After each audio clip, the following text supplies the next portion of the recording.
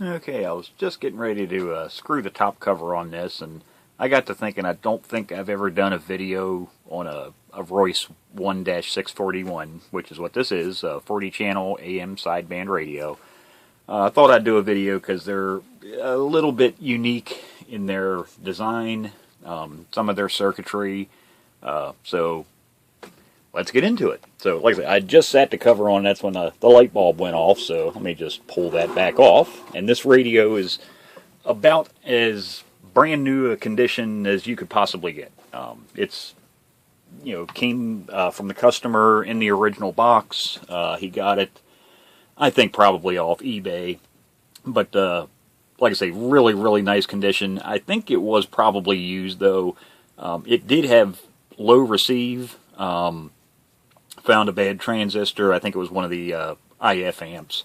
Replaced that. The receive came back. So otherwise, basically just did a recap. Replaced all the electrolytic capacitors and did an alignment on it. Now, from the outside, pretty much a standard radio. Other than for mode selection, instead of having a rotary switch, Royce liked their push buttons. So it has lower, upper, and AM push buttons. You'll notice that on a lot of their radios, they use push buttons on their multi-mode radios. So, turn it off here. The inside, though, is set up, like I said, a little bit different than a lot of radios. First thing is, if you're ever going to work on one of these, do yourself a favor, just pull this out, the power supply module. It's very easy to get out. 4 screws on the inside, there's one in each corner. There's 2 screws come in from the back side. And then pull the push button, the power button, that actually just pulls out. If you look down in there, there's a little, see that black plastic piece? Actually, if I grab the button from the front, I can get it. Here you can see I just pulled it out. See it wobbling around down there. Now I have to try and get it back in. Okay, so pull that out. You can just pull that then the whole way out through the front of the radio. Pull the power plug off. And then squeeze these 2 ears together and actually pull this connector housing out of this metal bracket. These 2 ears not only hold, latch that plug in, there's a second set of teeth that hold it inside of this bracket. Once you pull that off, you'll be able to just pull the whole power supply out, set it off to the side. Now you'll need it because this radio uses, unlike most radio power supplies, most of them just put out, it's 120 in, 13.8 volts out. These radios are not like that. They have they have your normal voltage out, but they also have a 9-volt supply in here. So some of these wires, like the white wire, is a 9-volt wire. So when you're working on it, you'll need the power supply to power the radio. But once you get it out, you can plug these connectors back together, and there's plenty of wire to set the power supply off to the side, and then leaves you room to get into this PLL module, which is the next thing I want to talk about. This uses a canned or sardine can PLL synthesizer circuit. So it's basically all in one. Advantages and disadvantages. Not too many advantages. Other than if you ever need to work on it, you can just literally remove the synthesizer circuit from the radio, power it up on your, and then move the radio off your bench, power up the entire PLL synthesizer circuit, just sitting on your bench, and work on it as a standalone unit. Here's one of what is in here. Okay, this is exactly what this actually came out of. You can see I wrote on there at some point in time. This came out of a Royce 1-641. So there's this PLL synthesizer circuit. Now, the problem with these is there is no schematic. I actually have one somewhere. I don't know what I did with it. Other than to say I probably put it in the wrong hanging file folder, because it is not in the Royce 1-641 folder where it should be. I had actually taken one of my parts units, like one of these, and sat down and reverse engineered this and have a hand-drawn schematic of it, and I don't know what the hell I ever did with it, because the factory Royce service literature and also the Sam's manual don't show you any of this. All they show on the schematic is a little box that says PLL synthesizer and the pins, the output, how it's connected to the radio, but shows nothing on the inside. As if that's not bad enough, also, when it comes time to do an alignment, there's no alignment information for this module. So it tells you how to align the receiver, the transmit circuits, the power supply voltage, all of that. That's all in both of the service manuals, factory Royce and the Sam's, but absolutely nothing about aligning the synthesizer circuit. Well, on AM you might be able to get away with that, but on sideband, as a lot of you are probably well aware, it doesn't take much frequency drift to be noticeable on sideband. So you have to align this thing. Now the advantage for me is I have modules pulled out of radios already. Now the Sam's, the factory Royce manual, I don't want to say it's useless, but it shows you no frequencies whatsoever. At least the Sam's manual tells you a couple things to check. It doesn't tell you any of the adjustments, but it does tell you that at pin, I think it's 1, 13, and 15, I think it is, you should have certain frequencies in certain modes on certain channels. And actually, where is my Post-it note? Right here. So, in 19 upper sideband, or AM, on pin 2, which Sam's calls TP2, you should have 10.240. So, this module has 3 crystals in it. Has a 10.240, an 11.150, and what is the tripler? It's 12.063, the tripler crystal, because that frequency gets tripled. So even though we don't have the alignment points, just a little bit of common sense will lead us to what we need to actually adjust. So again, we go to pin 12, we're looking for, and that's in upper sideband or AM, we're looking for 10.240. So there's the 10.240 crystal, so we know if we hook up a scope probe or frequency counter, we should see on pin 12, 10.240. If you don't, adjust the trimmer capacitor right next to the crystal. Next is lower sideband, so you switch on channel 19 to lower sideband, and you should see on the same pin, you should see 11.150 megahertz. So, with your scope or frequency counter still attached, if you don't see 11.150, you're going to adjust the crystal, or the trimmer capacitor, right next to the 11.150 crystal, until you see that. Now, actually, the channel 19, that really doesn't matter so much, because this frequency doesn't change with channels, but they tell you that because that keeps it mid-band. But this one's very important. So on pin 1, and it doesn't matter what mode it is, so pin 1, upper, lower, sideband, or AM, which Sam's calls TP3, and that's pin number 1 on this can. You're going to be looking for a 37.660 megahertz frequency. You have to be on channel 1 because this frequency changes every time you change the channel. Okay, so that's what actually varies coming out of this frequency this PLL synthesizer module is this frequency. Every time you change channels, this frequency is going to change. But on channel 1, you're going to be looking for 37.660. Now, like I say, that's a tripled frequency. Okay, that's the tripler. So that's this crystal down here, the 12 point, whatever I said that was, 12.063 crystal. Okay, and you'll see again, there's a trimmer capacitor right beside it. So when you're on pin 1, you're going to be looking for 37.660, and you're going to adjust that trimmer cap. There's a few other adjustments here, the VCO, and some of the other, coils that you'd need to peak. Like I don't have my schematic on hand, so I really can't show you on a schematic, where to test and what to peak. But like I said, it's pretty self-explanatory. And if you're going to be recapping the radio, you're going to have this module out anyhow, because there's no way you're going to recap, change these electrolytic capacitors without basically destroying the circuit traces, trying to get down, down into these, because all these, it sits in here just like this. Okay, you've got a board right here. Yeah, it's just so much simpler. Flip the radio over, take the little access cover off the bottom, 30-45 seconds with a desoldering iron, suck all the solder out of the pins, the module falls out. So much easier to work on. But like I say, that's one thing that's kind of a pain in the butt. There's no service literature on this module. There is on this. Everything else there's a schematic for, but there, to include the power supply and these other little daughter boards on the main board. But there's absolutely nothing on these modules. So you're kind of left up to, your own wits to try and figure that out. So, a few other things that are kind of unique to these radios, the filtering system. there are actually, what, 3, 4, 5. There's 5 filters in this radio. If I grab the schematic, I can show them to you. So we have 1, 2, 3, 4, 5.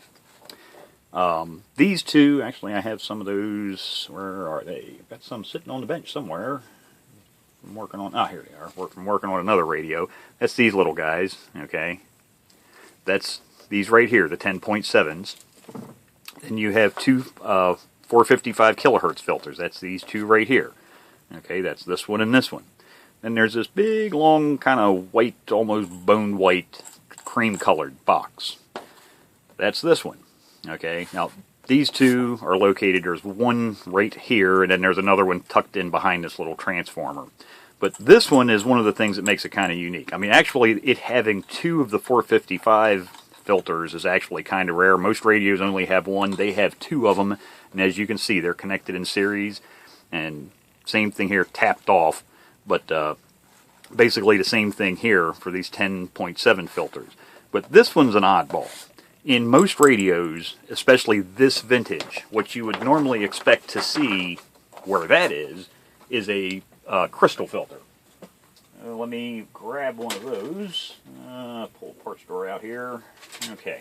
So you would expect to see something like this. Okay. Just your standard crystal filter. That's normally what you would see in a radio. These don't use those. These use a mechanical filter.